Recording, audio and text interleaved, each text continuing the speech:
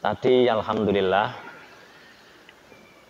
zikir pagi itu siapa yang mimpin? Mas Faris ya tadi ya. Mas Faris itu. Yang pertama itu namanya Sayyidul Istighfar. Allahumma ini apa ora Sayyidul Istighfar? Allahumma anta rabbi la ilaha illa anta khalaqtani. Jadi waqafe ning khalaqtani. Allahumma anta rabbi la ilaha illa anta khalaqtani. Terus yang diulang 4 kali itu dalam satu hadis, yang diulang itu bukan yang terakhir. Bismillahirrahmanirrahim, la yasqul khaira illallah. Bismillah dari awal. Siapa yang membaca doa itu 4 kali, mulai Bismillahirrahmanirrahim, la yasqul khaira illallah, maka ibaratnya kita nanti di mahsyar, api itu berada di atas kepala kita, maka 1 kali dibaca turun. 1 kali dibaca turun lagi sampai pusar, 1 kali dibaca lagi sampai lutut, 1 kali kita sudah tidak masuk neraka. Jadi diulangnya sampai dari atas. Bismillahirrahmanirrahim, bukan langsung Bismillahirrahmanirrahim, la haula wala quwata illa billahil azim. Jadi 4 kalinya itu dari Bismillahirrahmanirrahim. Itu. Kemudian ini jelas ya suaranya ya.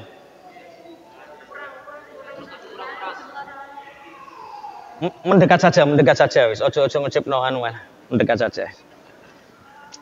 Wis. Oke.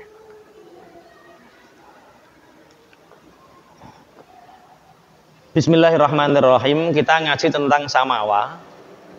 Ini ada beberapa hal yang ingin kita sampaikan bahwa an-nikahu minasyara'i al-qadimah. Jadi nikah itu setelah syahadat, setelah tauhid, ibadah yang tertua itu nikah. Tak balik ini. Jadi sebelum ada ibadah-ibadah yang lain, hanya ada tauhid, hanya ada la ilaha illallah, hanya ada tauhid. Setelah tauhid, ibadah yang tertua itu apa? Nikah. Belum ada sholat, belum ada ibadah-ibadah yang lain. Yang kedua setelah tauhid, ibadah itu apa? Nikah. Siapa yang memulai pernikahan pertama kali?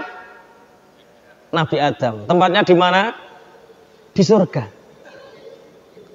Jadi bagi yang tidak menikah seumur hidup, itu nanti bisa melaksanakan pernikahan di surga.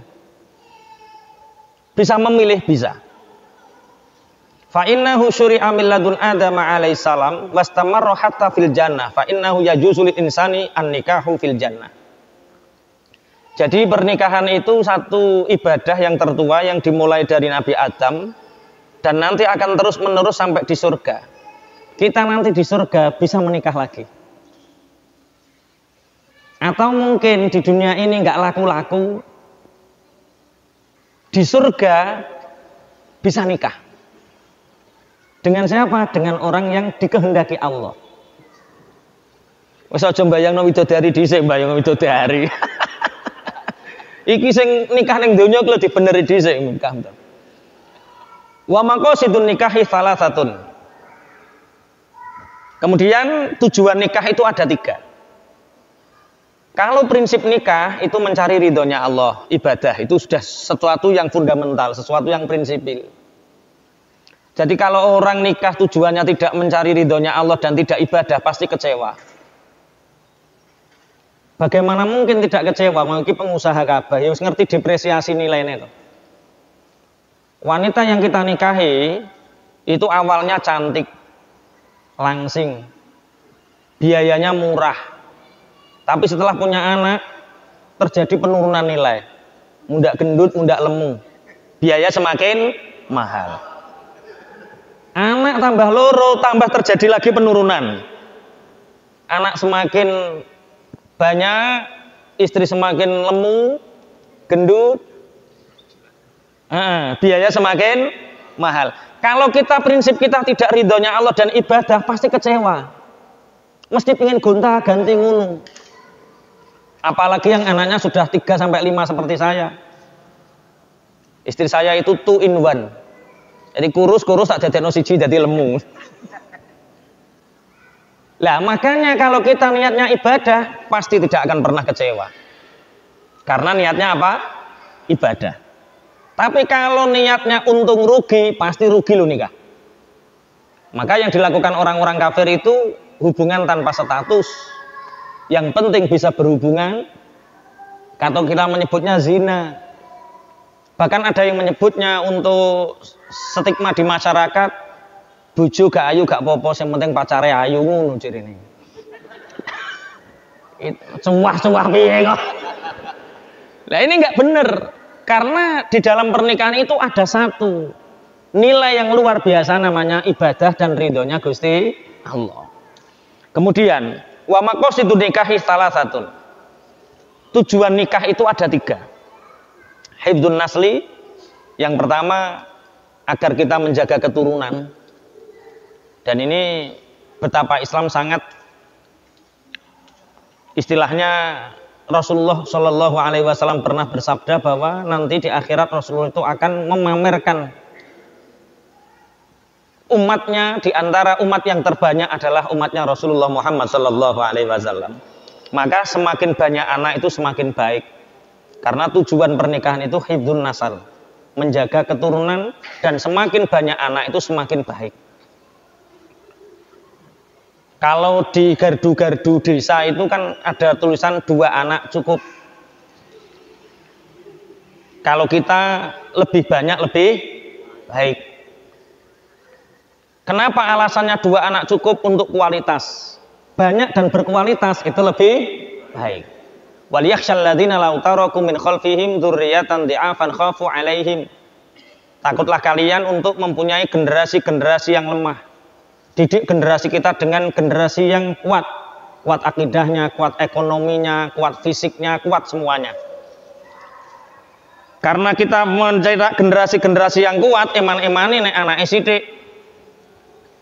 Yang pertama hifdzun nasli wa ikhrajul ma'il ladzi yadurru ijtibasuhu bil badan. Yang kedua, di dalam tubuh manusia itu ada penyakit. Ketika ada cairan yang tidak dikeluarkan, maka orang ini akan mudah sakit. Yaitu namanya cairan mani. Termasuk tujuan nikah itu mengeluarkan penyakit itu. Di sini ada yang mudah drop. Ada yang mudah drop. Lagi lunga ning Surabaya wis ambruk. Ada yang sering seperti itu. Gampang pegel-pegel. Kok gampang? Mas Waris, gampang drop, gampang gerges. Itu tandanya kurang nek di top ini. Durasinya ditambah, Mas. Durasinya ditambah. Iya. Itu karena ada sesuatu cairan yang namanya mani itu ketika ditahan itu akan jadi penyakit. Makanya kesel-kesel kok jek ngono, justru kesel tambahnya ngono. Nah, itu tersalurkan satu-satunya jalan hanya dengan pernikahan. Yang ketiga yaitu wanailul ladzah, dan merasakan nikmatnya hidup. Bapak Ibu, ada satu nikmat surga yang kata Rasulullah, nikmat ini tidak ditambah sama Allah. Karena nikmat surga ini seandainya ditambah, contoh ngapunten makan ini juga kenikmatan yang dari surga. Nanti kita makan ini, nikmatnya makan sate, itu di surga ditambahnya 100 kali lipat.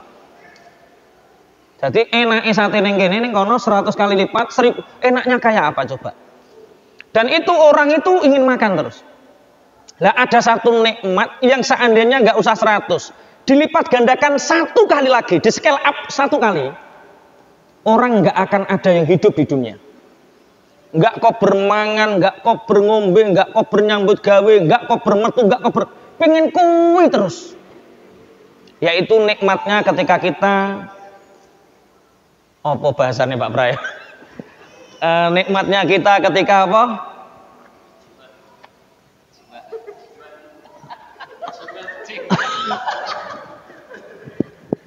Mbah, sehari saya ngapal. Ya wis pokoke ngono kuwi jare. Itu nikmatnya, itu kan nikmatnya kaya ngono. Ya wis nikah kabeh to ya. Heeh. Nikmatnya kaya ngono, itu seandainya dilipat gandakan sekali tok. Ditambah sekali lagi kenikmatannya. Orang enggak kok bernyambut gawe. Pengen terus sampai lali mangan, lali ngombe sampai mati. Makanya kita beruntung. Sangane ya bar lemes ya wis alhamdulillah. Iki cara dikeki neh ngono ya mati tenan wong-wong. Itu targhib tim nikah. Artinya orang itu harus nikah. Rasulullah Shallallahu Alaihi Wasallam dulu pernah punya seorang sahabat yang bernama Ukaf. Waruya annahu dakhala rajulun ala Nabi Shallallahu Alaihi Wasallam yuqalu lahu Ukaf. Ada seseorang laki-laki yang sowan kepada Rasulullah, laki-laki ini bernama Ukaf. Faqala lahu nabiyyu ya Ukaf alaka zaujatun. Hai Ukaf, Rasulullah bertanya, apakah engkau punya istri? Qala la. Ukaf menjawab, mboten Kanjeng Nabi, kula mboten gadah istri. Qala wala jariyatun, dan kamu tidak punya jariyah juga? Qala la, kula mboten gadah jariyah. Wa anta bi khairin musirin, dan kamu itu laki-laki yang baik, laki-laki yang normal dan punya kekayaan. Wa ana bi khairin musirin, ya Rasulullah, saya orang baik, saya enggak punya penyakit, saya juga punya harta. Apa kata Rasulullah? Qala anta min ikhwanis syayatin.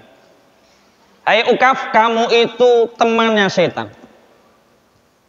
Kamu sehat, kamu baik, kamu punya harta, tapi kamu tidak menikah, berarti kamu temannya setan. Anta min ikhwanis syayatin. Lau kunta minan nasara kunta min ruhbanihim. Seandainya kamu orang Nasrani, kamu itu kepalanya orang Nasrani. Inna min sunnati an nikah. Sesungguhnya sebagian dari sunnahku adalah nikah. Syirarukum uzabukum, dan seburuk-buruk kalian adalah orang yang tidak menikah. Nah, dari sini mari kita semangat menikah.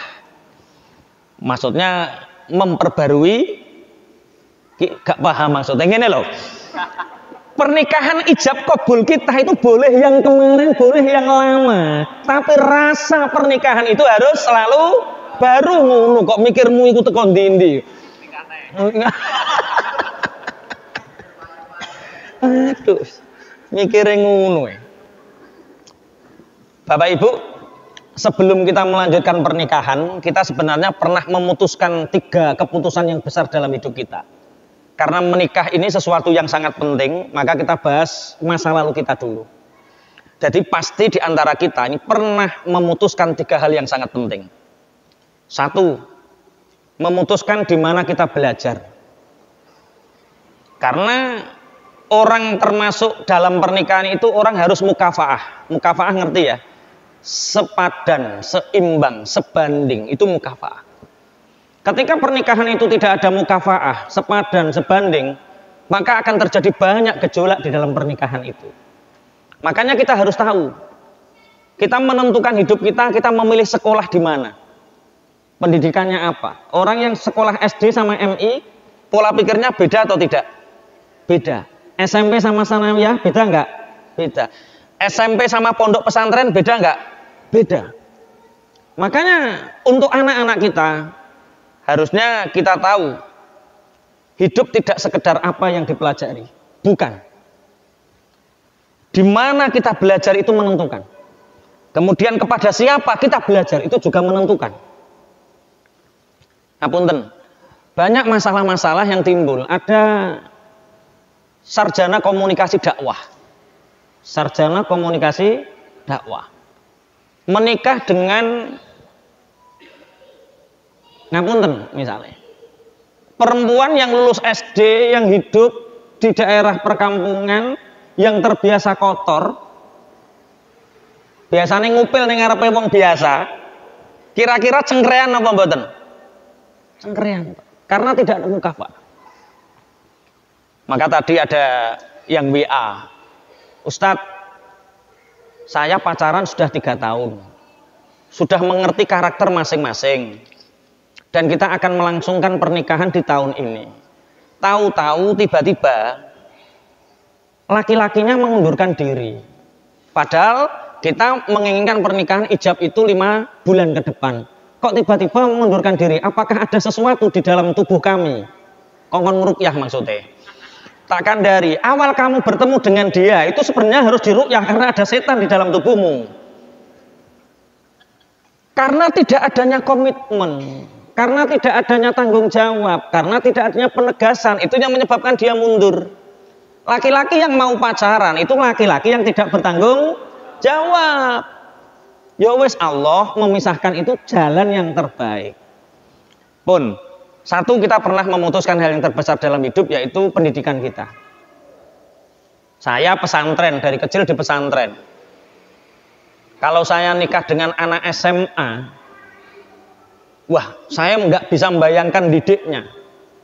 Ketika pagi-pagi Ahad, sehari nelpon, ngisi Ustadz, kajian sama di Lamongan. Ketika lulusan SMA, apa? Ini Minggu. Waktu untuk keluarga.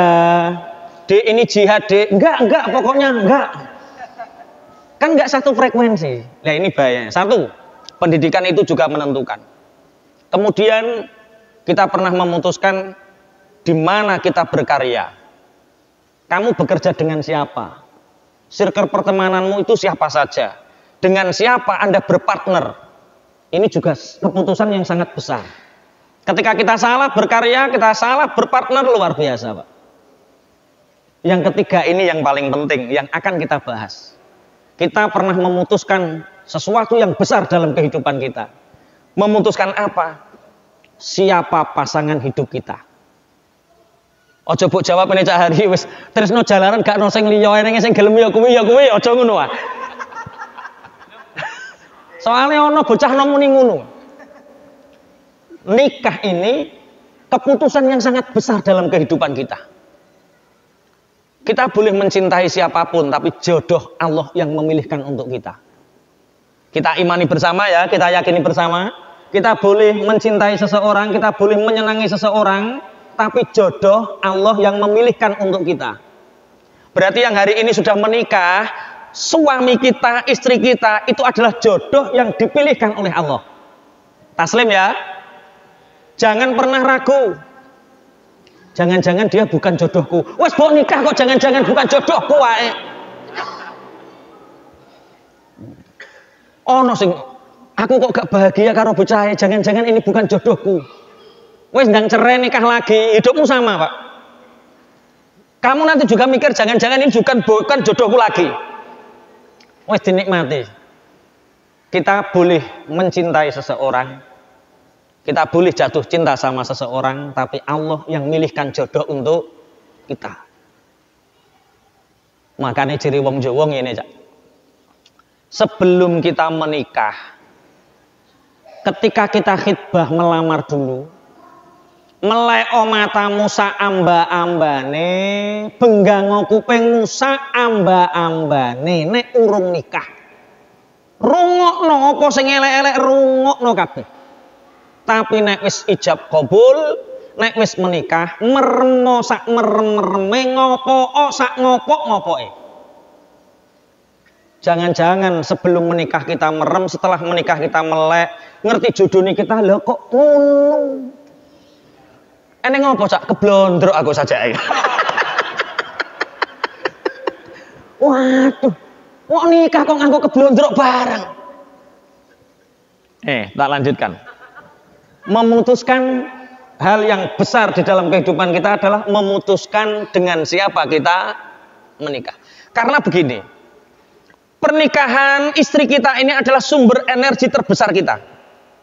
Suami adalah sumber energi terbesar kita. Wong wedok iso semangat gara-gara bojo, wong lanang iso semangat ya gara-gara bojo, sumber energi. Ojo kaya sopir truk cah. Aku tahu maca ning truk, Pak. Ning bake truk lho. Bojomu semangatku. Piye? Truk to tayo kae ya. Tayo ya. Bojomu semangatku ngono. Tayo to truk ya. Lho, bojomu astagfirullah, kok iso bojone wong semangate dhek iku piye? Ayo, istri kita adalah sumber energi kita. Ini diimani. Suami kita adalah sumber energi kita. Ini kalau pasangan kita bejo, pasangan kita benar, pasangan kita bahagia. Tapi kalau pasangan kita nggak bahagia, pernikahan kita nggak bahagia, maka kehidupan kita, pernikahan kita itu akan menjadi beban terbesar dalam hidup. Makanya ini keputusan yang sangat besar dalam menikah. Ketika pernikahan kita tidak bahagia, maka yang terjadi adalah pernikahan ini akan menjadi beban seumur hidup. Bagaimana agar hidup kita tidak terbebani, pernikahan kita tidak menjadi beban, ini pentingnya ngaji. Nanti ada fikih nikah, ada permasalahan-permasalahan pernikahan. Nah, sekarang testimoni. Bagi saya pribadi, karena orang tentang keluarga, masing-masing orang itu berbeda.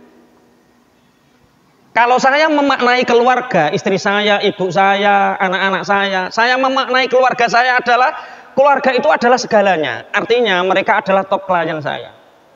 Artinya saya bisa bertumbuh karena dukungan istri. Saya bisa menikmati hidup seperti ini karena adanya keluarga. Anak ada penyemangat, istri penyemangat, itu adalah makna keluarga bagi saya. Artinya ketika ada sesuatu di dalam keluarga ini, berarti ada sesuatu dalam kehidupan saya. Aku iso ngomong koyo ngene iki kenapa? Ada spot keluarga. Jadi ngene, nek khutbah enak yo. Kiai nek khutbah enak yo.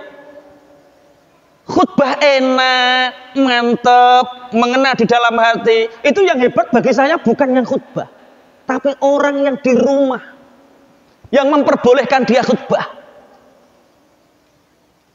Iki umpomo dan bojone besengut terus nyetot ae, Pak. Kitab ki ora ono hurufe. Putih kabeh. Berarti yang hebat itu yang khutbah atau yang di rumah? Di rumah. Mas Dimas, sini Mas Dimas.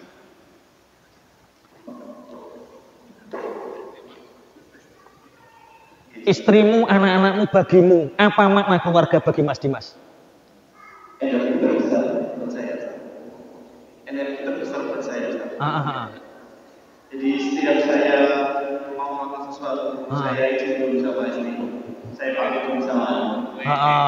Masya Allah. Berarti setiap melakukan apapun izin sama istri. Iya. Kenapa kok izin sama istri?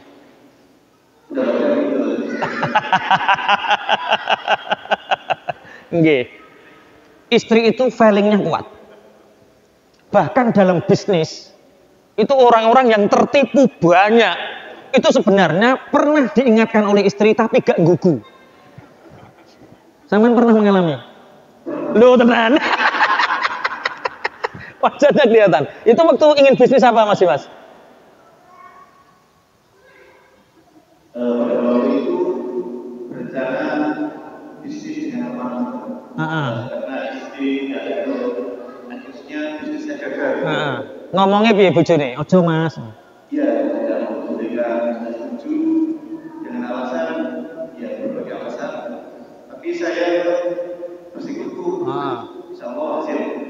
Tapi dalam perjalanannya ada ketidaknyamanan, akhirnya tidak berhasil. Temukan makna keluarga kita masing-masing. Karena tiap orang itu beda. Makanya orang yang dipilih oleh Allah, ngapunten ibu-ibu ya, suami itu jangan terlalu diawasi. Kekhawatiran nanti kita akan bahas 6 karakter, 6 sifat dasar manusia. Suami itu kalau diserahkan sama Allah, dia dijaga sama Allah. Wa kana Allahu khairun hafidho. Allah itu sebaik-baik penjagaan. Jadi yang bisa menjaga suami kita siapa? Allah.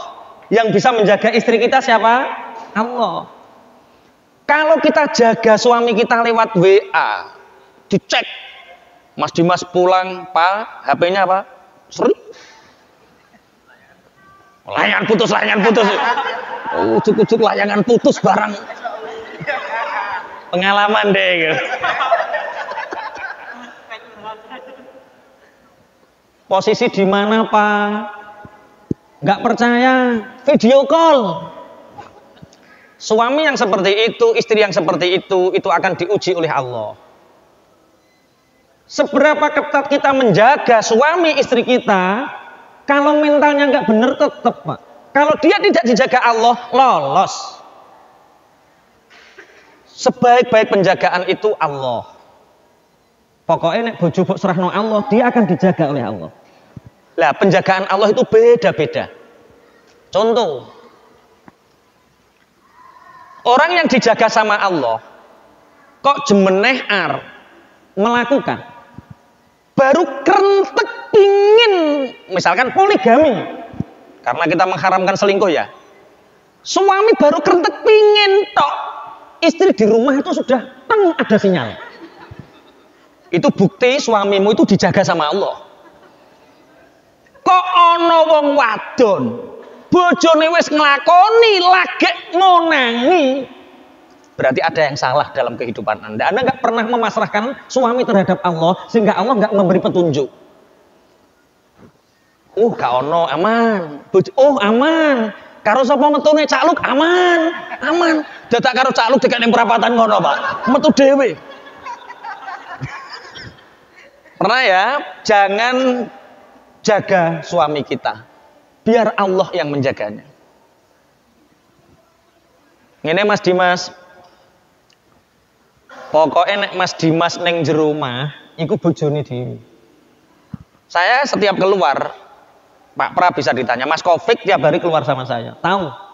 Saya nggak pernah teleponan sama istri. Kalau di luar, WA saja enggak. Karena setiap keluar istri saya itu meseni, "Bi, nek sampeyan iku neng omah, iku bojoku. Tak rumat apik, tak layani apik. Aku beribadah khidmah kepadamu nek neng omah, bojoku. Nek neng jaba nggone sapa-sapa lah. Nek sampeyan dipasrahi ngono-ngono piye? Nek neng omah ya bojoku, nek neng jaba nggone sapa-sapa lah piye?" Gaspol. Cocok. Tapi gini, kontrak panjenengan itu dengan Allah. Kalau di rumah aku akan mengabdi, kalau di luar hubunganmu sama Allah. Baik buruknya dirimu itu sama Allah, bukan dengan saya. Suami kalau dipasrai seperti ini, kontrak transaksinya dengan Allah, dia akan takut sama Allah. Dan orang yang sama takut dengan Allah, maka dia akan dijaga oleh Allah. Bu, pakai metu 5 menit sampai mana, Pak? Pak lagi ngapain, Pak? Alah katok melarang carane ngono, Pak. Kalau memang perhatian nggak apa-apa. Tapi kalau apa nek ngarani perhatian sing kepingin roh terus ku jenenge apa? Ora kepo, roh tok darani sithik ngono ki lho. Wis pokoke kuwi lah. Wis pokoke kuwi. Bahasane berat iku wisan. Itulah dalam bahasa balaghah Cak Luk, itu namanya ada baraatul istihlal atau nisbatil maf'ulil al fa'il. Jadi orang yang bisa menyebut itu karena terbiasa. Terbiasa dicurigai, akhirnya bahasanya tertemukan di sini, Pak. Orang-orang yang tidak dicurigai itu nggak ngerti itu bahasanya apa, nggak ngerti. Mulanya saya orang yang muni layangan putus berarti Mbak. Oke, jadi maknai arti keluarga kita. Jadi pernikahan itu bisa menjadi energi terbesar dalam kehidupan. Pernikahan juga bisa menjadi beban kehidupan, beban yang sangat besar. Bismillahirrahmanirrahim. Pak Pra itu dulu pernah ditipu orang 80 juta. Itu istrinya gimana Pak Pra dulu itu? Loh, nggak terima. Nggak, maksudnya sebelum transaksi itu yo oke.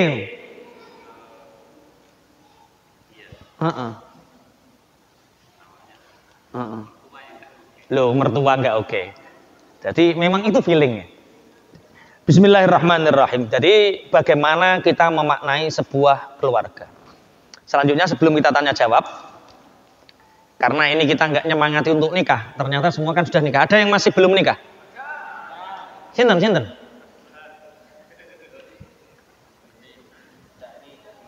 Jenengan dereng nikah? Pernah atau belum sama sekali? Belum. Anta min ikhwani syayatin. Kamu temannya setan, Mas. Karena setan punya ruang untuk menggoda panjenengan. Sampai Rasulullah dawuh 2 rakaat dari orang yang sudah menikah lebih baik daripada 70 rakaat dari orang yang belum menikah. Makanya ibadah sing paling nyenengke niku nikah. Mulane muga-muga samawa bulan depan Mas Burhan sudah menemukan jodohnya. Amin. Jodoh yang dipilih. Nah, setelah kita menikah, kemarin ikut GBU ya? Kemarin ikut GBU? Enggak, oh berarti enggak ngerti 4 wanita yang tidak boleh dinikahi, enggak ngerti deh ya. Ini diberitahu atau tidak? Mahal loh, bayarnya kemarin 500.000 loh. Jangan nikahi jangan nikahi wanita 3 wanita. 1, jangan nikahi wanita yang berambut pirang. 2, jangan nikahi wanita yang seneng lungguh ason-ason. Engko ben dipraktek kocak hari ya lungguh ason-ason. Lungguh ason-ason. Enggak tahu lungguh ason-ason. Wanita yang suka duduk seperti ini.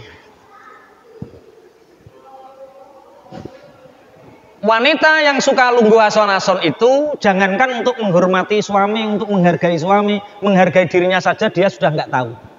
Apalagi menghargai suami. Ini berkaitan dengan adab akhlak. Yang ketiga, jangan nikahi wanita yang nek mlaku ngentekno sandal. Srek. Kakinya tidak diangkat ketika jalan. Itu belum jadi istri saja sudah banyak narik perhatian orang. Apalagi ketika kita jadi istri kita, masya Allah, kena jantung lemah sampean. Oke, kita lanjutkan. Setelah kita menikah, sebenarnya manusia itu punya watak 6 emosi dasar manusia. 6 emosi dasar. Kemarin kita singgung di GWU kemarin itu, universitas semakin banyak, sarjana semakin banyak, orang berpangkat dan berpenghasilan tinggi semakin banyak, tapi ternyata angka perceraian juga semakin banyak. Mestinya orang yang berpendidikan otomatis bisa meminimalisir perceraian, tapi buktinya banyak yang S2 nikah sama S1 itu tidak mempengaruhi kehidupan kebahagiaannya, justru mereka banyak cerai. Kenapa? Ya karena mereka tidak memahami emosinya. Mereka belajar tentang intelijensi, kecerdasan, tapi tidak belajar memaafkan. Tidak belajar bagaimana memahami. Nah, khusus hari ini kita belajar tentang 6 emosi dasar ini. Yang pertama, Allah menciptakan di dalam tubuh manusia ini ada yang namanya amarah. Ada yang namanya apa yang pertama? Amarah. Semua manusia pasti punya watak dasar ini. Wa inna nafsala ammaratum bisu.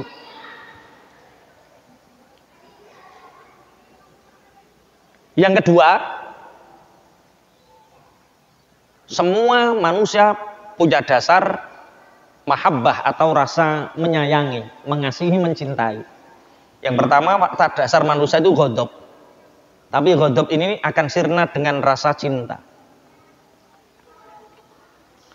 Kemudian yang ketiga syahwat. Syahwat itu sukacita. Ini nanti ayatnya tak bacakan belakang. Yang ketiga, semua manusia punya dasar sukacita atau syahwat. Iya, syahwat itu satu Pak Pra. Kalau dijamakkan menjadi syahwat, banyak kesenangan, banyak sukacitanya. Yang keempat, manusia itu mudah gumun, mudah terkejut. Dengan ujian mudah terkejut, dengan nikmat mudah terkejut, gawoan. Iya, takjub. Sehingga takjub ini kalau putus asa ingin bunuh diri, sehingga dengan takjub ini kalau bahagia dia nggak bisa ngontrol. Nah ini nanti kita gabungkan. Yang kelima, manusia itu punya watak dasar khosyah atau takut. takut nggak makan, takut miskin, takut cerai, takut nggak bahagia. Yang keenam, manusia punya dasar hazan atau sedih. Semua orang pasti memiliki 6 emosi dasar ini. Yang pertama apa tadi? Marah. Rasulullah bersabda, la taghdab walakal jannah. La taghdab walakal jannah. Suami istri yang bahagia itu suami istri yang bisa mengontrol emosi marahnya. Jenenge apa nek ngarani memanajemen meredam rasa amarah. Kalau Rasulullah mencontohkan, kalau kamu sedang marah, diam, jangan mengambil tindakan. Hakim jangan mengambil keputusan. Owner perusahaan jangan mengambil keputusan. Manajer jangan mengambil keputusan. Suami ketika marah jangan mengambil keputusan. Siapapun kalau marah jangan mengambil keputusan. Yang pertama lakukan adalah diam. Setelah diam apa? Mandi. Wudhu, sholat 2 rakaat. Ibu kalau marah diam, jangan ngomel dulu. Kalau ngomel pasti tekan mana-mana. Teko ngendi-ngendi. Gak iling to Pak sampean biyen niku sapa oleh Pak? Rene nggo kentor tok lho. Ngono teko ndi Pak akhire Pak, ya Allah, ya Allah. Keluarga bisa cerai-berai itu karena apa? Ada rasa ghadab. Makanya tak taruh di pertama. Sabda Rasulullah, la taghdab walakal jannah. Kamu jangan marah, bagimu surga. Surga itu tidak usah nunggu nanti di akhirat. Di sini kita bisa merasakan surga itu. Kebahagiaan itu surga. Kelapangan hati itu surga. Kenikmatan hubungan suami istri itu surga. Setiap rumah tangga pasti mengalami fase di mana suami marah, istri juga marah. Tahu-tahu ketemu sama temannya sekolah, naik numpak bis, mudun bareng pas di pabak bojo. Lho kok karo mantanmu, Pak? Iku orang jarak, mau orang jauh, orang. Nah ini harus bisa manajemen seperti ini. Sing guyu-guyu tahu tuh tak?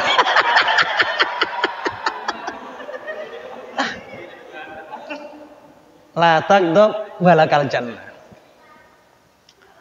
Saya itu punya temen, HP-nya 1, kontak nggak ada nama wanita satu pun, lanang kabeh Pak. Karena istrinya itu seperti tadi. Pokoknya kalau ada nama wanita itu dia marah. Dikandani konco SMP ya wis ora ngandel, kandani konco SMA wis ora percaya, kandani akhire kuwabeh jeneng iku yo bakul pitik ono wae. Tukang LPG. Wah. Ya Allah, ya Allah. Ono keluarga model ngoten niku.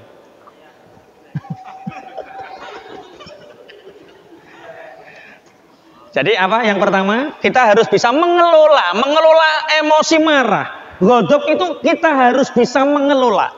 Siapa yang tidak bisa mengelola ghadabnya, dia akan hancur, keluarganya akan hancur. Semua kerusakan di dunia ini dimulai daripada kemarahan. Kerajaan Singasari hancur lebur itu karena kemarahan kepada Mongol. Dihancurkan. Jadi ketika mengambil keputusan, ketika ada emosi, diam, tawakuf itu sunnahnya. Kalau kamu mengambil keputusan dalam waktu emosi, maka keputusanmu akan istilahnya yaitu sia-sia, nggak ada gunanya. Karyawan lara kabeh, pecah kabeh, bareng sesuk gak sing mlebu klengo. Oke, yang kedua. Orang itu diberi oleh Allah mahabbah, rasa cinta. Rasa cinta ini nanti akan mengalahkan rasa marah. Siapa orang-orang yang diberi rasa cinta oleh Allah itu? Alladzina yaquluna rabbana hab lana min azwajina wa dzurriyyatina qurrata a'yun. Waj'alna lil muttaqina imama. Itu orang-orang yang berdoa, ya Allah berilah kami anak-anak, istri, yang anak dan istri itu menjadi penyejuk mata dan hati kami. Jadi tanda-tanda orang yang mempunyai rasa cinta itu melihat anak, melihat istri, melihat suami itu ada rasa sejuk. Gampangane ora ketemu telung dino iku ana rasa kangen. Nek mahabbahnya lebih tinggi kok jemreh telung dino, ora ketemu 2 jam kangen. Mulane menawa ana sing 2 jam, Pak, piye Pak? Lah iku saking ngempete kangen. Enggak apa-apa kalau seperti itu, bukan yang seperti tadi. Ingin tahu posisi di mana terus video call. Mahabbah. Lah, keluarga kita ini penuh amarah atau penuh mahabbah? Penuh rasa cinta atau penuh kemarahan? Apa bedanya mahabbah dengan ghadab? Kalau kemarahan itu yang ada hanya salah dan benar. Pokoknya kue salah, aku benar. Ini pasti ada amarah. Tapi kalau rasa cinta, itu yang ada adalah penyejuk mata hati. Bukan siapa yang salah, tapi siapa yang bisa menjadi abdi. Kita ini pecinta atau penguasa? Banyak orang yang menikah, setelah menikah bukan mencintai, tapi menguasai. Wong wedok kudu nurut lho, enggak nurut. Dilaknati Allah, Rasul, walantu walil, Pak. Hadis Quran itu tolong diletakkan sesuai proporsinya. Laki-laki jangan baca hadis idza batat imra'atu itu jangan dibaca. Ketika wanita tidak nurut sama suaminya, maka semalam suntuk. Dia masih marah sama suaminya, maka Allah, malaikat, Rasul, alam semesta melaknati wanita itu. Tolong itu jangan dibaca laki-laki. Itu yang baca wanita. Nenek sing maca kowe dilaknat lho ya kowe ya. Itu bukan pecinta, itu namanya penguasa. Laki-laki itu bacanya ar-rijalu qawwamuna 'alan nisa'i bima faddalallahu ba'dahum 'ala ba'di wa bima anfaqu min amwalihim. Laki-laki itu bacanya itu ya, kamu berani kasih nafkah berapa untuk dia? Lah berapa Ustadz nafkah itu? Ya coba kamu gaji pembantu saja. Nyapu, umba-umba, isa-isa itu gajinya berapa? Laundry bayarnya berapa? Didik anak, guru privat itu gajinya berapa? Terus apa lagi? Masak. Atau kenapa ada mahar misil dalam Islam? Biar kita mikir mahar misil itu, kalau kita ngasih mahar itu kita bandingkan istrimu itu kecantikannya sama dengan orang yang paling mahal. Maaf misalnya pelacur. Oh lah bojoku mirip kae 50 juta kok. Oh berarti 50 juta loh bojomu saulan. Iku sing mbok waca Mas. Ora bengi njaluk gratisan. Ketika tidak mau mbok laknati, ya. Paham maksudnya ya? Nah, ibu bacanya yang itu. Kalau saya nggak nurut sama suami dilaknat Allah, itu giliran sini, bukan yang ini. Yang ini itu ar-rijalu qawwamuna. Clear ya? Rata-rata yang curhat itu pasti, Ustadz, istri saya itu kalau saya ajak nggak mau. Apakah dia berdosa Ustadz? Lah takai, 1 bulan ini kamu kasih nafkah berapa? Ngapunten saya nggak kerja lah kowe. Bojo, mbok lerwakno, mbok takokno dilaknat tidak. Kowe ora mergawe ora ditakoki nganat atau tidak. Piye maksudmu iku? Insyaallah. Bojo iku ora usah bokjak. Nek nafkah zahire kecukupan, batine lho dikrek-krekno. Wes gak tak lanjut ya, Mas.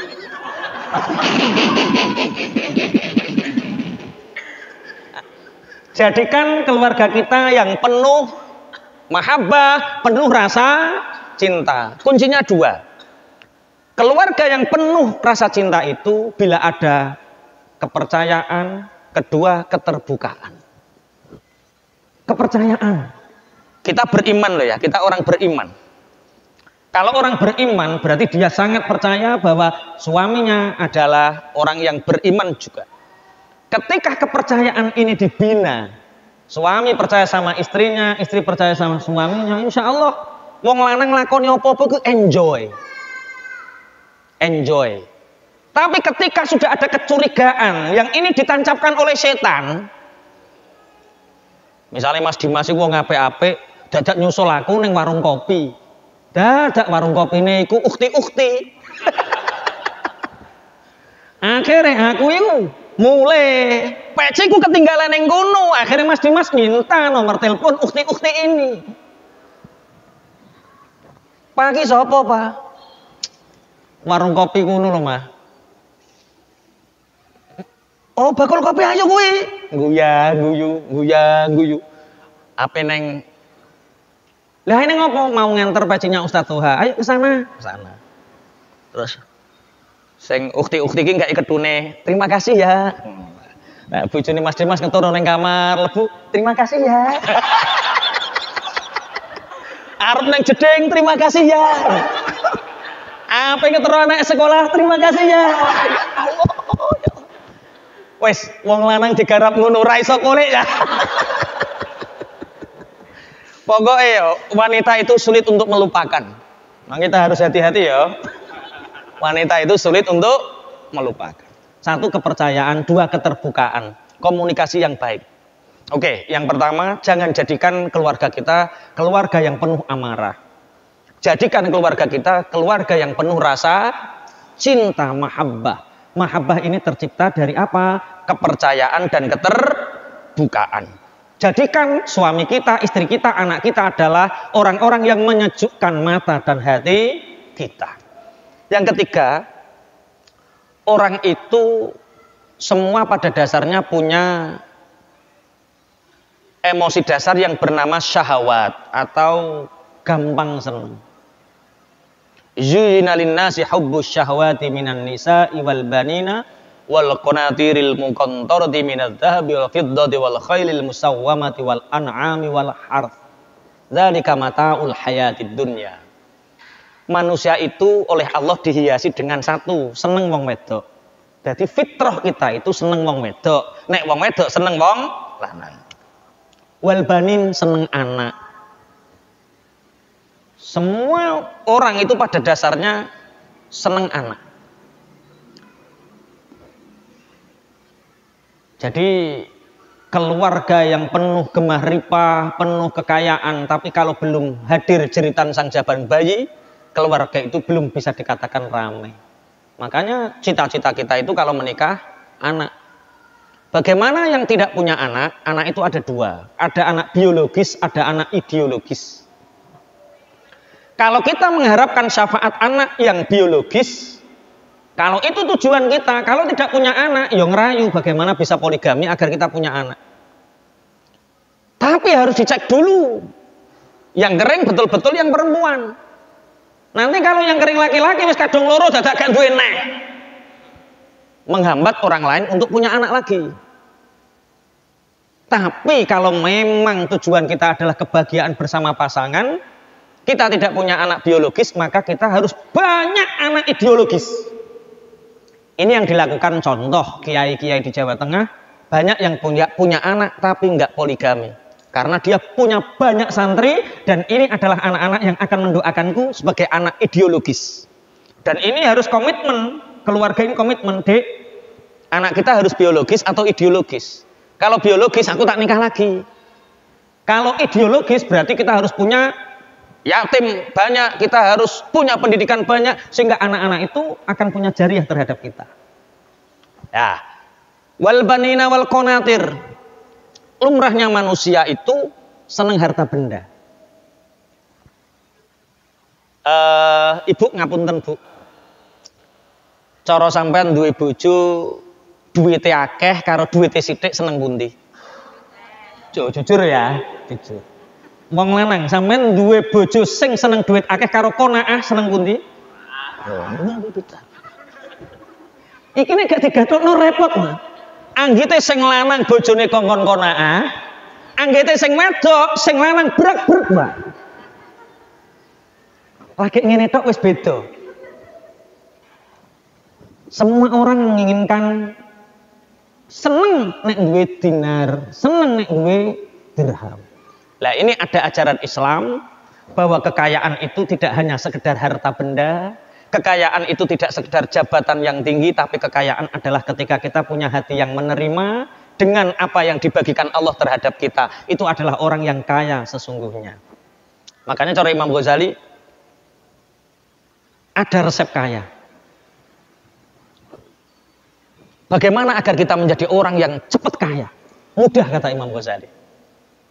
Kamu jangan pernah melihat kekayaan orang lain, jangan pernah melihat kecantikan istri orang lain, jangan pernah melihat kesuksesan orang lain. Tapi nikmati yang kamu miliki dan terus kembang tumbuhkan, maka kamu akan cepat kaya. Makanya saya punya, kalau istri saya itu seneng duit, saya dulu itu kalau sedang seneng duit itu kesunahan kan banyak ya. Kalau kita sudah sangat hubud dunya, pingin duit kemurung sundang, akeh diempet caluk. Pergilah ke rumah sakit. Nggak usah banyak-banyak, nggak usah sering-sering, 3 minggu sekali pergi ke rumah sakit. Untuk apa? Melihat. Karena dengan kita ke rumah sakit itu kita akan merasakan rasa syukur kita. Alhamdulillah kita masih diberi kesehatan. Kedua, segera silaturahim kepada orang yang ada di bawahmu. Kalau dulu saya itu gundah, perkara pingin duit-duit akeh, saya yang kunjungi 2. Satu ke rumahnya Habib Ahmad Alatas, satu. Karena setiap kesana itu hatiku bunga. Ketika ditanya Toha, inggih Beb, ada yang kamu makan hari ini? Ada Beb, alhamdulillah kamu berkecukupan. Orang mukmin hari ini ada yang dimakan, menguatkan tulang punggungnya untuk beribadah. Itu orang yang sudah kecukupan. Wah, sawan gul. Besok ada yang dimakan Toha. Insya Allah ada Beb. Kaya kamu, kaya, masya Allah. Ibu-ibu besok ada yang dimakan? Aduh kaya, masya Allah. Sudah kaya itu. 1 minggu lagi ada yang kita makan? Ada. Jangan terlalu berlebihan. Kadang kita itu terlalu berlebihan. Jangankan seminggu yang ada yang kita makan. 1 tahun ada yang dimakan. Masih susah. Kok iso menungso kaya ngono kuwi? 1 tahun, 3 bulan ke depan ada yang kita makan. Ijek susah. Iku piye maksudnya?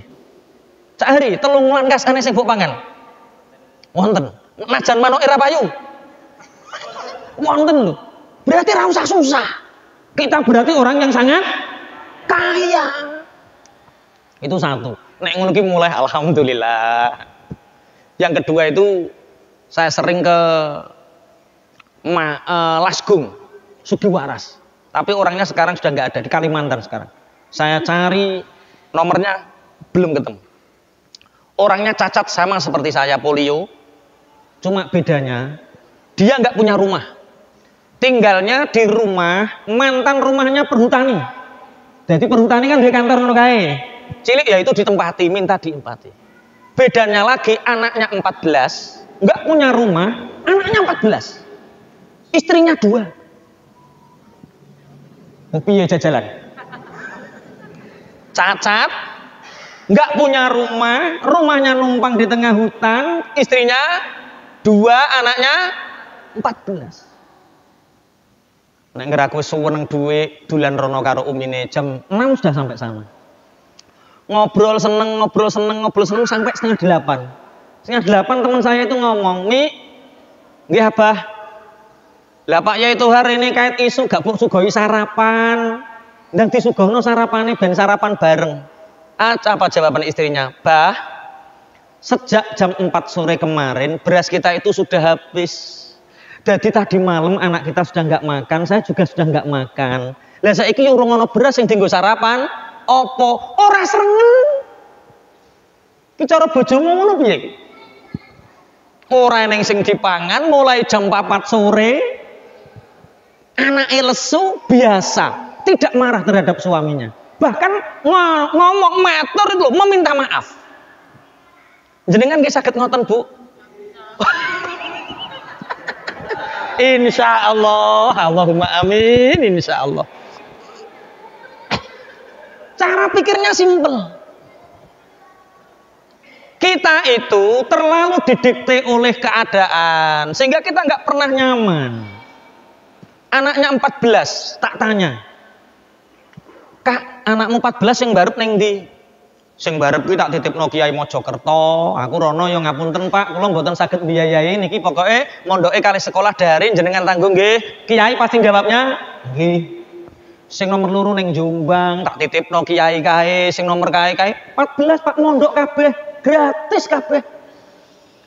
Apa nih iki ono SBC, ono program beasiswa, orang duwe nakah kok bingung gile. Sekolah ra iso mbiayai titip ning Mayangkawis beres. Jadi saya mengajak pagi ini dengan cerita ini, ayo kita bahagia tanpa syarat. Jangan gantungkan kebahagiaan kita dengan suami, dengan anak, dengan lingkungan. Pokoknya urip iku tangi turu bahagia. Jenenge bahagia tanpa syarat. Nek kowe bahagia ngenteni syarat, kangelan. Aku bahagia nek bojoku isuk-isuk menyambut dengan senyum. Lah nek nyaprut enggak ngepek. Dek, masa kowe nyaprut, masa kowe guyu, aku tetap bahagia. Ibu-ibu nggih ngoten, jangan gantungkan kebahagiaan kan dengan makhluk. Ketika kebahagiaan kita gantungkan dengan makhluk, maka siap-siaplah itu namanya kekecewaan yang disengaja. Oke. Semua manusia pada dasarnya punya ghadab, punya marah. Semua manusia pada dasarnya punya rasa mahabbah, cinta. Semua manusia pada dasarnya senang dengan syahwat. Yang keempat, manusia pada dasarnya senang kejutan. Mudah gawok. Makanya ketika kita dapat musibah ojo gawok dhisik. Jangan putus asa, ketika kita dapat nikmat biasa saja. Sampeyan dikai duit 10 juta karo bojone Bu, alhamdulillah rezeki hari ini 10 juta. Alhamdulillah, biasa Pak, ngeten niki yo pawewe Gusti Allah. Dikai 10.000. Iki Bu, sedina 10.000. Alhamdulillah Pak, ngene iki yo pawewe Gusti Allah. Dalam keadaan kaya, dalam keadaan miskin, jangan mudah terkejut. Sehingga wong iku wayah sampean sugih ya ora ngerti, wayah sampean melarat ya ora ngerti. Kadang wong enggak. Wayah melarat diketok-ketokno wong. Ini sudah tidak ada yang dimakan 3 hari. Mohon transferi Ustaz, transferi. Melarat dituduh-tuduhno wong. Wayah sugih anyaran. OKB. Orang kaya baru. Koyo ya oh modelnya. Jangan mudah terkejut. Yang kelima, orang punya rasa takut.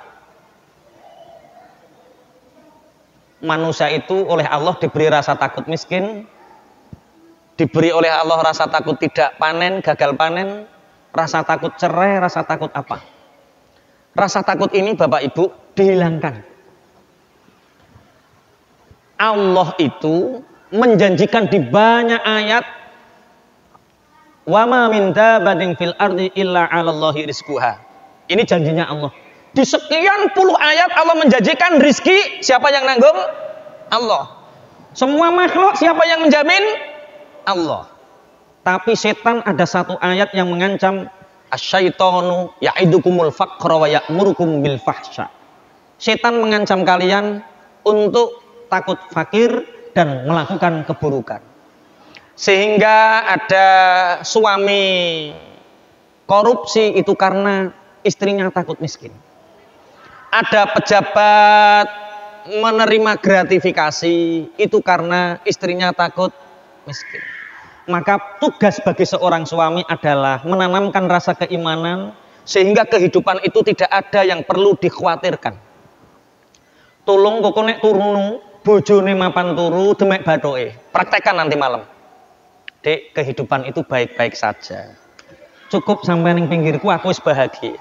Kita akan menjalani kehidupan ini dengan baik-baik saja. Semua akan kita lalui dengan bahagia. Kita akan sukses, kita akan kaya, kita akan masuk surga bersama Dek, ya bersama. Ora aku wis tok ngono terus. Jangan pernah menakutkan masa depan. Ini tidak hanya istri, anak-anak kita. Jangan pernah beri rasa takut terhadap masa depannya. Masa depan itu indah untuk dijalani. Oke, yang terakhir adalah setiap manusia punya hazan, kesedihan. Kesedihan ini, ngapunten, ketika ini tidak dikalahkan, 1 minggu ini, Bapak Ibu, saya digeriseni oleh satu jamaah yang pangapunten, hutangnya nggak besar, hanya 13 juta. Tapi sedih padha karo wong duwe utang 130 miliar. Hutangnya 13 juta, hanya mertuanya nekan, semua nekan, dia nekan, bank itu nekan, semua nekan. Seakan-akan dunia ini runtuh. Kaya-kaya ora ono wong sedih ngalahno dhek. Nah, ini tidak boleh terjadi.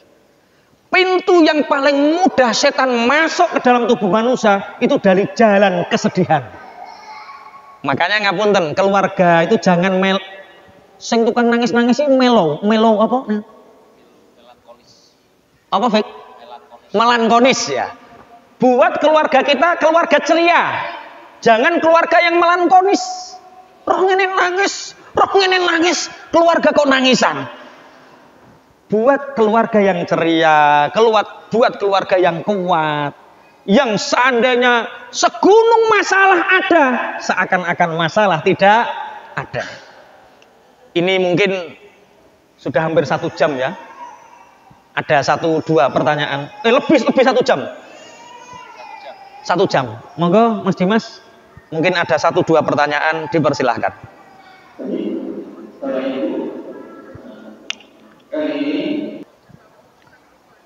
Ada beberapa ayat yang serupa dengan itu. Ya ayyuhalladzina amanuku anfusakum wa ahlikum nar wa quduhan nas wal hijarah.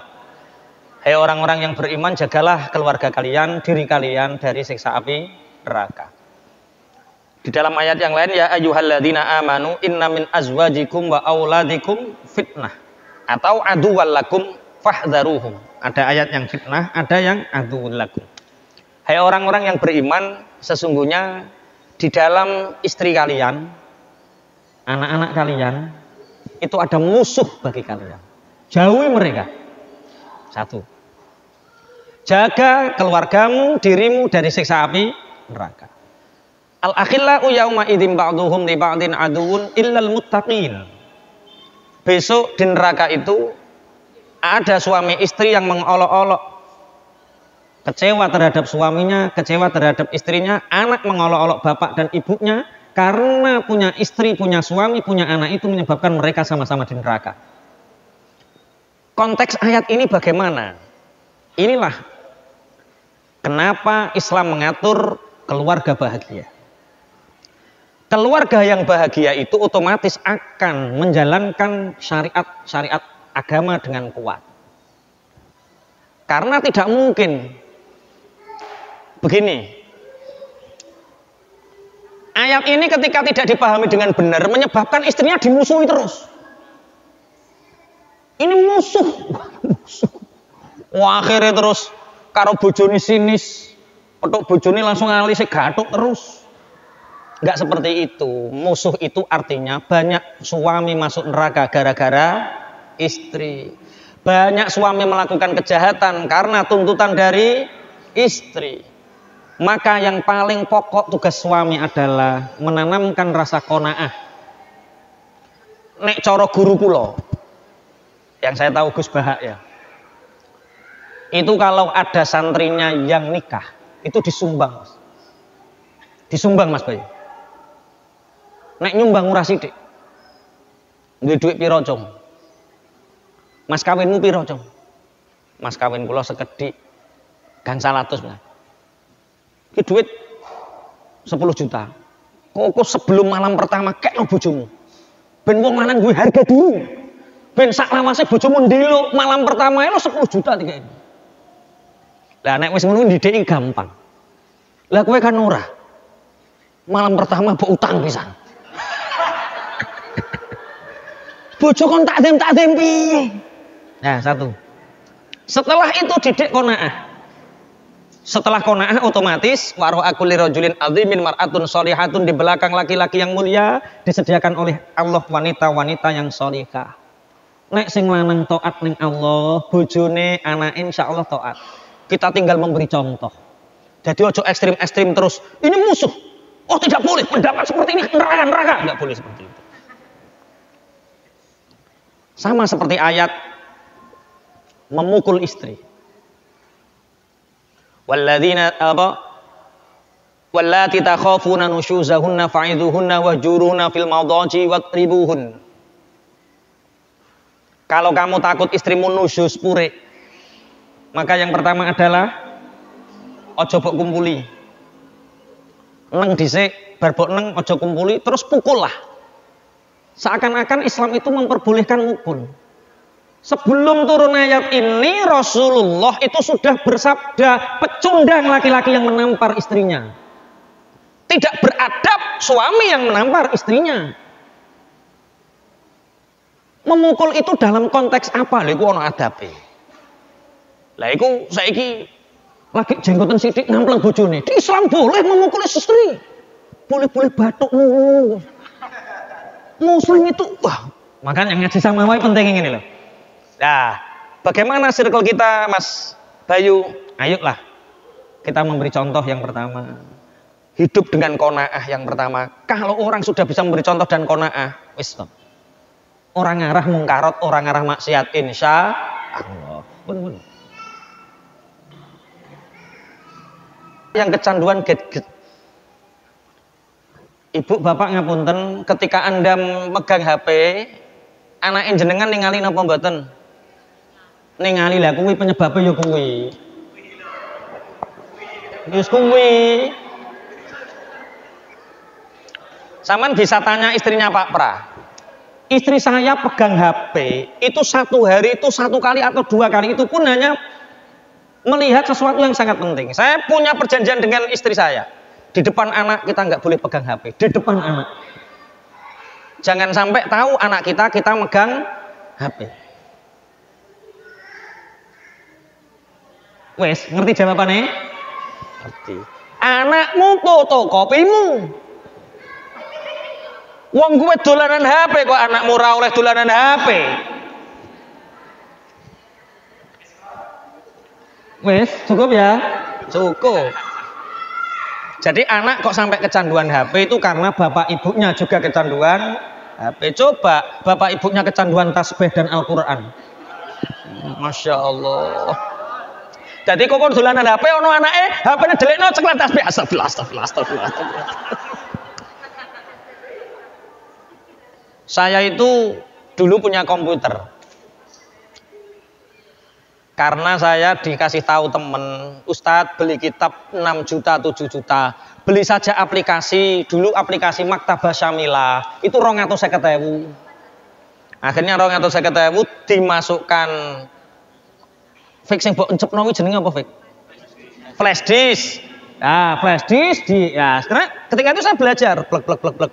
Anak saya yang pertama, Sendot itu, setiap masuk kamar saya pegang itu. Setiap masuk kamar saya lihat laptop itu.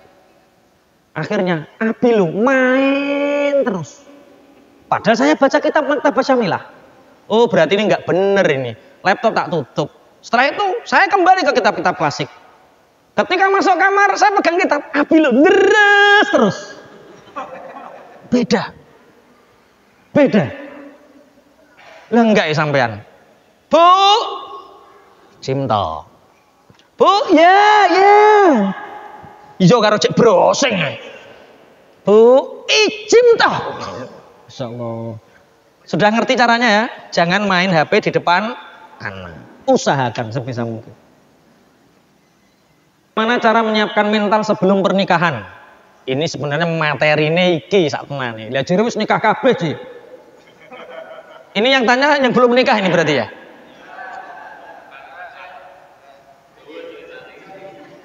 Coba ceritanya ini. Kalau saya nikah itu mudah. Iyakunu fuqara ayunihimullah. Kalau kamu dalam keadaan miskin, Allah akan mencukupkan kamu, akan mengkayakan kamu. 1. Kalau kamu takut setelah nikah kerja apa, makan apa, mestinya yang paling takut saya. pulang dari pesantren nggak punya bekal usaha apa-apa, cacat. Tapi saya yakin kalau Allah memberi jodoh, kalau Allah memberi satu masalah, Allah akan memberi pintunya, kunci pembukanya. Maka dalam pernikahan itu satu, jangan takut nikah pokoknya. Lah kok mergawe apa? Lah kan sekarang sudah nikah, belum kerja, Allah sudah ngasih masalah, berarti akan memberi jalan keluar. Setelah nikah itu Allah akan ngasih masalah.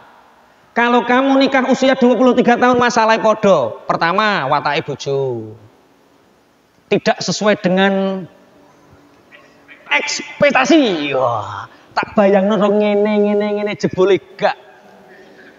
Ciri rasa cinta mangan telek pitik rasa coklat jebule ya ora. Jebule telek tenan.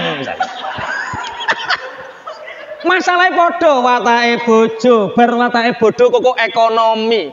Jadi pernikahan pertama sampai 5 bulan Kak, Anda akan mengalami masa di mana Anda menyesuaikan dengan watak istri, watak suami. Istri Anda membayangkan Anda seperti Arjuna, buareng nikah dadak kaya Sengkuni. Itu Masya Allah adaptasinya lama itu 5 bulan.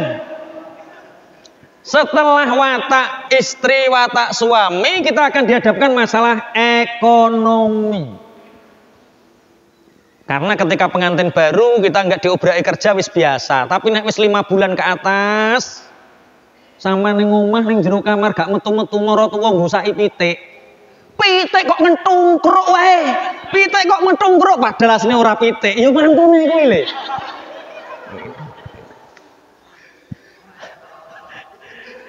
Tapi sing mantune rodok peka maratuwane ngusaki pitik terus gedhe ngaku ngene.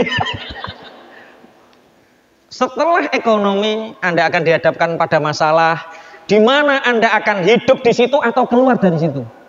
Iki kos apa melok maratuwa, nek melok maratuwa ngene, nek kos ngene, melok wong tuwa ngene, nek kos ngene itu.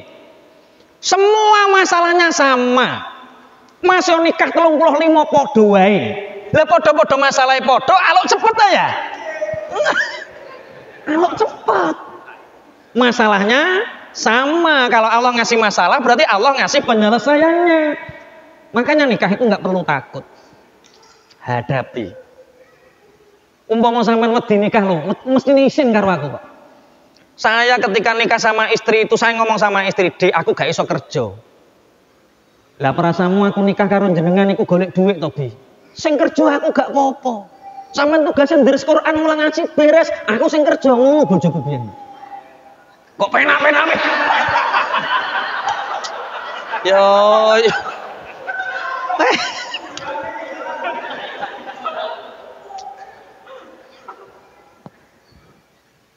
Bukan seperti itu. Artinya begini ya. Allah itu memberi pasangan itu pilihan Allah pasti yang terbaik sesuai kodrahnya.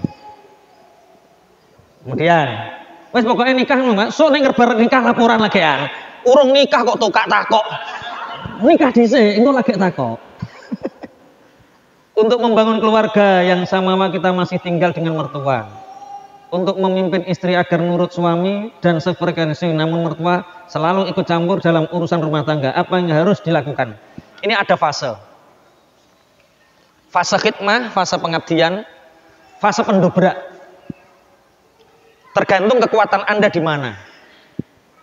Saya nikah sama istri itu di 3 bulan pertama itu dipaksa sama keluarga Ponorogo untuk di sana. Tapi aku yo bingung ning kono mek apa. Bojo ya bingung ning kono mek apa. Akhirnya suatu saat Allah memberi jalan keluar. Saya ke sana itu hutang. Karena ditelepon, "Mbah sedang sakit." Oke, saya hutang 700.000. Hutang sama kakak saya. Ngono karo gremeng. Ngene iki lho, urung mergawe, nikah yang ngene iki utang. Gak apa-apa, sabar. Sok ben kowe utang 700 juta tak utangi aku. Ning atiku tapi gak tak kandakno. Nek tak kandakno ora oleh kok. Pergi ke Ponorogo, nenek sakit, disuntikke, alhamdulillah waras, uang tinggal tersisa 70.000. 70.000, keluarga itu ngumpul. Nak, Ibumu gak ono, kakakmu gak ono, piye rapi sing rumun mbahmu awakmu. Pilihan yang sangat sulit. Tapi ketika Allah memberi jalan keluar, saya nggak bantah. Istri saya itu sakit, Pak. Murus, nguyuh ngising, muntah, nguyuh ngising. Dibawalah ke dokter, sama dokter ini opname. Karena ini bisa muntaber, opname. Ini uang saya 70.000. Neng Jenogoro wis diutang 700. Kini opname terus utangku piro? Keluarga tak kumpulkan. Iki nek neng rumah sakit Ponorogo, aku mau modali mau bandani sampean. Tapi nek tak gawa ning Bojonegoro, aku ning Bojonegoro, omah Bojonegoro tak ragati, tak modali, tak bandani. Meneng kabeh. Sampean purun, Bu. Ya wis tak gawa. Piye, Dik? Melu aku. Nggih, melu, Pak. Lemah, lesu, Pak. Bojo kula mboten gadah tenaga, jenengan tak ngerti. Numpak sepeda motor Sogun Kebo, tak gonceng ning ngiri, ning nguri. Nyekel wis ra patek kuat. Gendong, Pak. Ngisor gendong, dhuwur gendong tanekno. Kaya apa kura-kura ninja ngono. Numpak motor perjalanan Ponorogo lewat Ngawi, sampai Ngawi istirahat di terminal Ngawi. Piye, Dik? Aku sehat kok, Mas. Gak pengin mutah, gak. Gak pengin ning WC, gak. Wah, cocok ya. Waras, Pak. Sampai rumah tak periksakan ning gone Bu Bidan, ternyata hamil. Itu fase pendobrak. Sekali-kali karo mara tuwa tukaran dhisik gak apa-apa.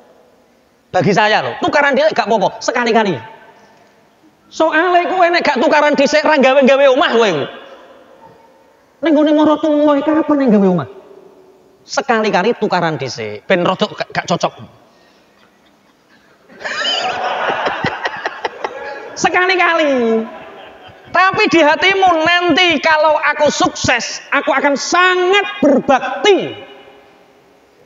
Karena untuk berbakti sekarang kita nggak bisa. Yuk tukaran dhisik. Makanya Allah ngekei tukaran itu supaya apa? Supaya kowe mandiri, bendang pisah, bendang anu.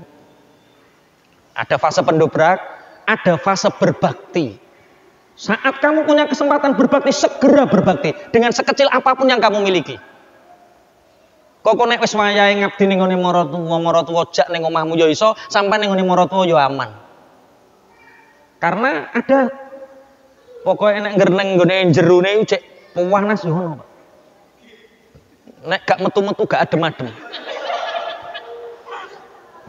Mane ngapunten Mas Bayu ngaji karo aku yo tak ulang mokong barang, Pak. Iki diulang mokong cah iki, Pak.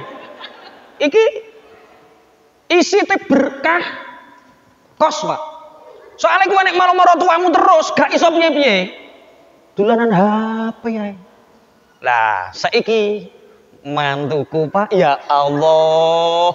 Mantuku, Pak, ya Allah, ngono terus. Jadi ada fase-fasenya ya. Ojo mbok bandingno terus fase nurut terus. Ora berkembang sekali-kali yo wani bareng. Tapi hanya sekali itu. Ketika fasenya berbakti, Masya Allah, 10% untuk mertua dari gaji kita itu mertua, Masya Allah mantuku, Devian ngono kok saiki ngene. Sak lamongan iki tenan cah mantuku apik dhewe yo iki.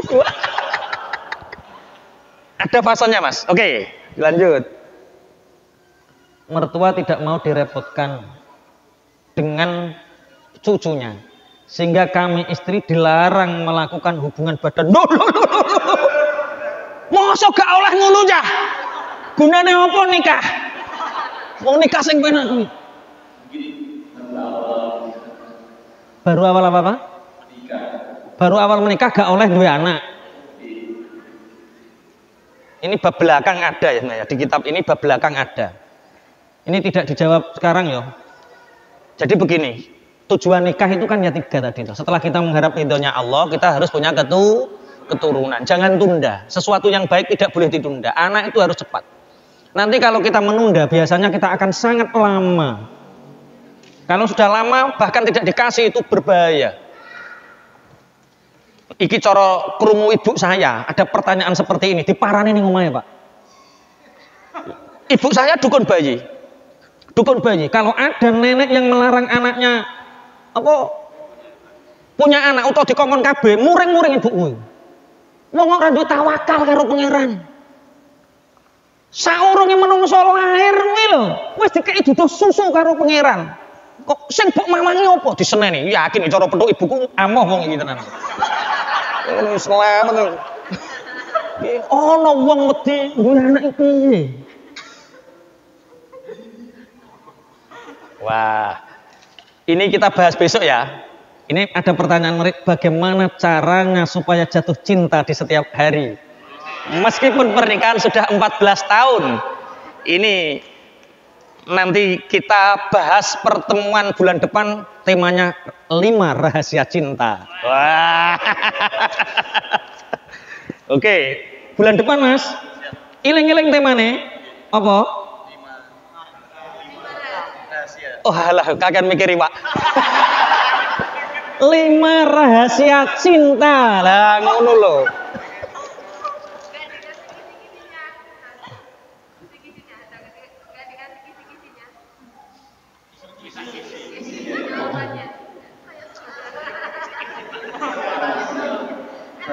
Wong jenenge rahasia kok ya.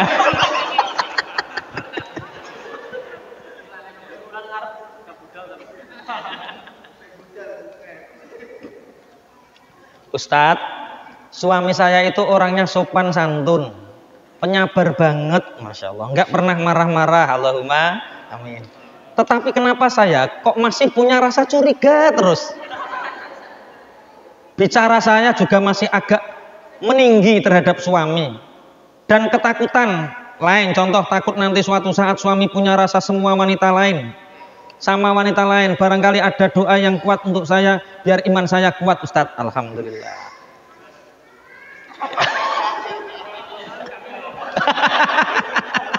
Iki bojone Cak Hari gitu iki. Alhamdulillah. Itu memang sunatullah seperti itu ya. Sebaik apapun seorang suami, Aisyah pun memendam rasa cemburu. Sehebat apapun seorang suami, sunnatullah qudratullah, seorang istri pasti punya rasa ghirah dan cemburu. Maka cemburu itu biarkan hidup untuk mengelola cinta kita, tapi jangan dibiarkan terbakar oleh cemburu itu. Jadi nikmatnya urip nggih ngoten niku. Lah pripun carane? Insyaallah dengan banyak ibadah, banyak ngaji, banyak berdoa, Rabbana hab lana min azwajina. Kemudian ketika suami mau pergi, Bu, ketika suami mau kerja, ya Allah aku titipkan suamiku kepadamu. Jaga dia, lindungi dia. Kembalikan dia untukku setelah urusannya selesai. Terus titipkan sama Allah seperti itu. Jenengan pun nate bojone metu terus dititipno karo Gusti Allah. Ora lah terus mbok titipno sapa? Walah kula niku cul-culan Ustaz. Wong duwe bojo kok cul-culan. Besok seperti itu Mas Dimas. Ketika Mas Dimas mau berangkat, istrinya doanya seperti, ya Allah aku titipkan suamiku untukmu, kepadamu, biarkan bantu dia, jaga dia dalam perjalanannya, kembalikan aku setelah urusannya selesai. Coba ketika seorang suami dititipkan sama Allah seperti itu, sebaik-baik penjagaan adalah penjagaan Allah, insya Allah rasa curiga sudah nggak ada. Seandainya suaminya melakukan macam-macam, ada alarm di rumah, telit, memekan dia. Kroso. Itu mungkin yang bagaimana merawat cinta. Besok temanya 5 bahasa cinta dan 5 rahasia cinta. Itu yang bisa kami sampaikan. Sudah jam 11 lebih seperempat. Monggo.